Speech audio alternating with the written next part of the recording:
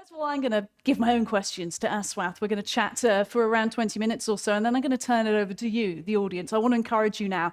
Do submit your questions. You've got that tab function in the top right-hand corner of your screen. The team here are going to see all those, and then I will pose them to Aswath. But Airbus absolutely pulling out ahead of Boeing at the moment in terms of orders, in terms of the way it's functioning. And some might argue that it was the pandemic and the speed at which they were able to come out and complete those orders and get that order book filled quicker. I think you're making my case, because the reason Boeing wasn't able to do that was it went into the pandemic. That discomfort issue that you like talking about so much. Now, we do have a lot of questions coming in, so we do actually want to get to these to give you the opportunity to pose your thoughts to Aswath. If we have time, we'll get to all of them. Please do continue to submit them, but we've got a few to start us off here, Aswath. This first one being, what is your take? Stories, you're always going to have distractions. It's a distracting kind of brand. It's one that's generated, again, a lot of headlines, always interesting to talk about. Aswath Damodaran, and always fantastic to talk to you. Thanks so much for your time today. We do appreciate it. And thank you all so much for your questions. Do stay with us here at the event. We're going to break now for just 30 minutes. When we come back, we have a fascinating discussion with Jeffrey Ubben. Following that, we'll be talking about thinking through inflection points with Rebecca Patterson. So much more to come. Don't go anywhere, but we will see you in 30 minutes' time. Thank you very much, Professor Sachs, for joining us from his kitchen in New York. I think it's now about 5:36 in the morning, so thank you very much. We'll let you get on and start your day. Now, the Mohammed bin Rashid School of Government would like to invite you to join.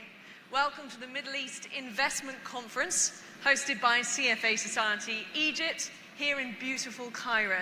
So to my left here, I have Amar Abdulaziz Khan Saheb, somebody I've had the great fortune of meeting at previous events as well. He's sort of intergovernmental relations, especially here in the Middle East. Just before we start, I'd like to remind you that Slido, please do contribute your questions. I have the iPad here and I'll be taking a look at the ones that float to the top, and we'll be including them as part of our discussion. Let's take a status check on real estate, just as a sector, and how it contributes to economic growth here in the Middle East generally. Let's take this as a very broad overview question. I'll start with you, Amar. Basher, I see you nodding along there, so I've got to ask you, in the UAE, we've seen a number of developers offering highly competitive multi-year payment plans. Many of them offer as much as 60% of the purchase price payable post-completion, and that's aimed at turning renters into buyers in the affordable end of the market. Does that strategy work, and could that be applied in Egypt? Boom, the growth we've seen in cryptocurrency, particularly through the pandemic. And Matrixport, one of your goals is to make crypto, quote, easy for everyone and to welcome the next billion users. Does onboarding a billion sort of first-time investors create a sustainable and safe market? Well, yeah, you're right.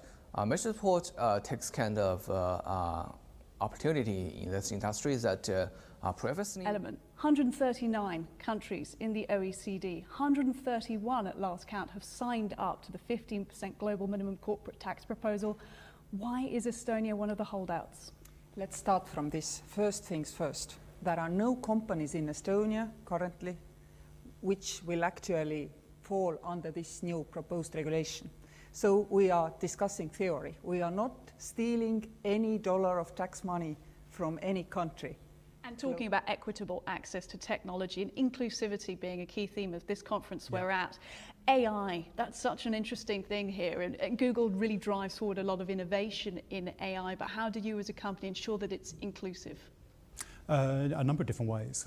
Things like TensorFlow, which essentially is an open... Welcome back. Now, with our theme, Thinking Beyond the Horizon at this year's Alpha Summit Global, we've been approaching the global financial system from a number of different angles. In this next session, we're going to be rethinking it all together through the lens of DeFi, or decentralized finance. Now, talking us through this is a real expert in the field, Professor Cam Harvey. He's a professor of finance at Duke University, partner and senior advisor of Research Affiliates LLC, and author of DeFi and the Future of Finance.